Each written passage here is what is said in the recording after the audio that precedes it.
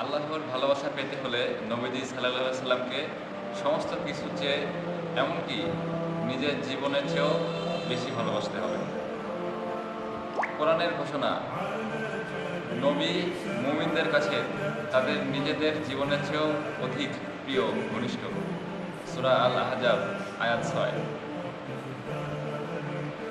সহিহ বুখারীতে বর্ণিত, হযরত ওমর রাদিয়াল্লাহু তাআলা আনহু একদিন রাসূল সাল্লাল্লাহু আলাইহি সাল্লামকে বলছিলেন, হে আল্লাহর রাসূল, আপনি আমার কাছে আমার জীবন ছাড়া সব কিছু চেয়ে প্রিয়। নবীজি সাল্লাল্লাহু আলাইহি সাল্লাম বললেন, না ওমর, যার হাতে আমার প্রাণ তার কসম, যতক্ষণ না আমি তোমার কাছে তোমার নিজের জীবনের চেয়েও প্রিয় হব, ততক্ষণ তুমি পূর্ণ মুমিন হতে পারবে না।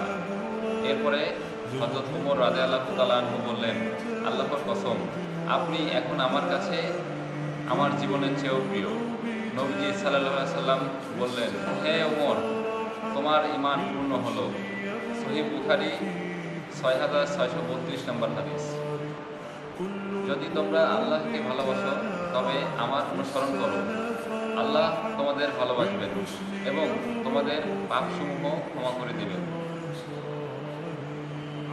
রাসূলের আনুগত্য মানেই হলো আল্লাহর আনুগত্য।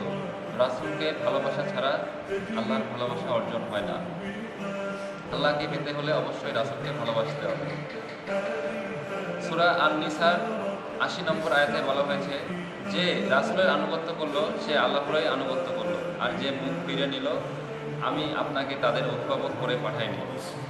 আরেকটি আয়াতে বলা হয়েছে, সূরা আল ইমরানের ৩২ নম্বর আয়াতে আল্লাহ পাক বলছেন, বলুন তোমরা আল্লাহ ও রাসূলের আনুগত্য করো, এবং তারপর যদি তারা মুখ ফিরে নেয় তবে আল্লাহ তো কাফিরদের পছন্দ করেন না। আল্লাহ পাক নিজে রাসূল সাল্লাল্লাহু আলাইহি সাল্লামের প্রতি দরুদ ও সালাম পেশ করেন। নবীজি সাল্লাল্লাহু আলাইহি সাল্লামের মর্যাদা এতটাই মহান যে স্বয়ং আল্লাহ তাআলা তার ফেরেশতাগণ সহ তার ওপর দরুদ পাঠান এবং মুমিনদেরও দরুদ ও সালাম পাঠানোর নির্দেশ দেওয়া হয়েছে। কোরআন শরীফে বলা হয়েছে, সূরা আহজাবের ৫৬ নম্বর আয়াতে, নিশ্চয়ই আল্লাহ ও তার ফেরেশতাগণ নবীর ওপর দরুদ পাঠান।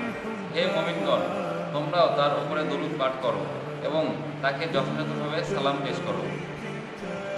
এ থেকে বোঝা যায় নবী পাক সাল্লাল্লাহু আলাইহি সাল্লামের মর্যাদা কত সুউচ্চ।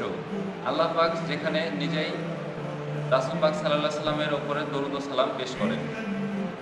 আমি আপনাকে সমগ্র বিশ্বজগতের জন্য কেবল রহমত হিসেবেই প্রেরণ করেছি। এ থেকে বোঝা যায় রাসূল পাক সাল্লাল্লাহু আলাইহি সাল্লাম হলেন সমগ্র সৃষ্টি জগতের ওপর রহমত স্বরূপ। তিনি নিজেই স্বয়ং রহমত।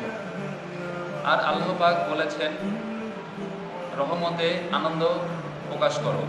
আল্লাহর রহমতে আনন্দ প্রকাশ করার নির্দেশ আল্লাহ পাকের পক্ষ থেকে পাওয়া রহমত ও অনুগ্রহের কারণে আনন্দ ও শুকরিয়া প্রকাশ করার নির্দেশ কোরআনে দেওয়া হয়েছে, যা দুনিয়াবি সব ধন সম্পদের চেয়েও অধিক উত্তম। কোরআনে বলা হয়েছে, সূরা ইউনূসের ৫৮ নম্বর আয়াতে, বলুন আল্লাহর অনুগ্রহ ও তার রহমতে, সুতরাং এটাই যেন তারা আনন্দ প্রকাশ করে, এটি তারা যা সঞ্চয় করে তা অপেক্ষা উত্তম।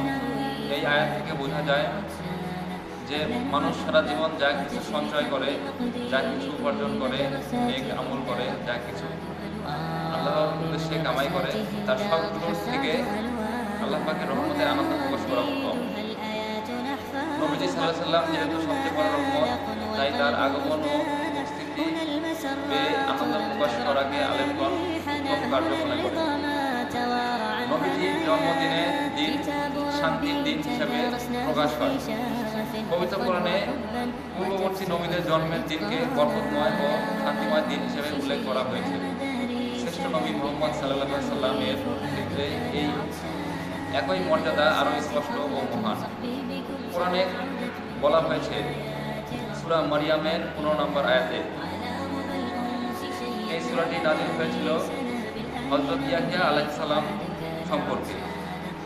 এখানে বলা হয়েছে, তার প্রতি শান্তি যেদিন তিনি জন্মগ্রহণ করেছেন, যেদিন মৃত্যুবরণ করবেন এবং যেদিন জীবিত অবস্থায় উত্থিত হবেন।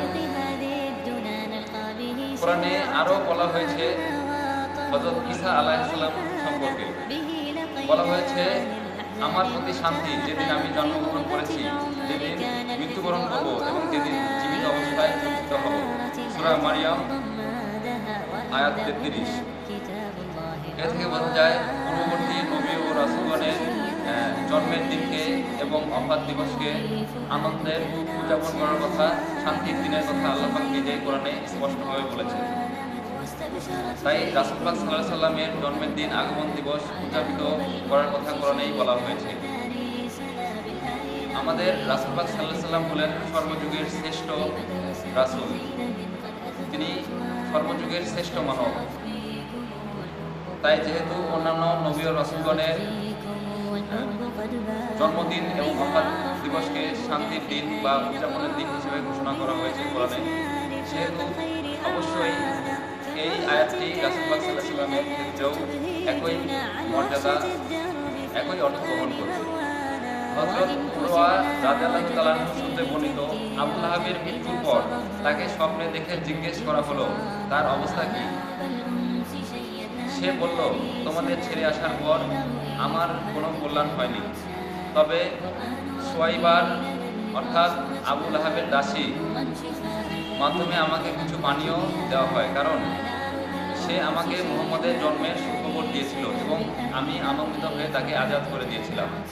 সহিহ বুখারী শরীফের 5101 নম্বর হাদিসে এই হাদিসটি উল্লেখ করা হয়েছে।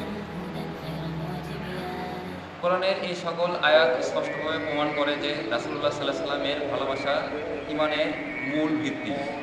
তার উপর দরুদ পড়া আল্লাহর প্রিয় আমল এবং তিনি বিশ্বজগতের সবচেয়ে বড় রহমত। আর এই রহমতের শুকরিয়া আদায় করা ও আনন্দ প্রকাশ করা মুমিনের জন্য অত্যন্ত সৌভাগ্যের বিষয়। রাসূল পাক সাল্লাল্লাহু আলাইহি সাল্লাম যেদিন জন্মগ্রহণ করেছিলেন সেদিন সমগ্র বিশ্ব আনন্দ উদযাপন করেছেন, আনন্দের দোলনায় দুলেছেন। রাসূল পাক সাল্লাল্লাহু আলাইহি সাল্লামের মহব্বতে ইশকে ফানা হয়ে সকলেই আনন্দ উদযাপন করেছেন, শুধুমাত্র ইবলিস ব্যতীত। তাই রাসূল পাক সাল্লাল্লাহু আলাইহি সাল্লামের এই আনন্দ উদযাপনে যারা বাধা দেয় তাদেরকে বুঝে নিতে হবে যে তারা অবশ্যই ইবলিসের অনুসারী, কারণ ইবলিস ব্যতীত সকলেই রাসূল পাক সাল্লাল্লাহু আলাইহি সাল্লামের আনন্দকে উদযাপন করে। ধন্যবাদ সকলকে।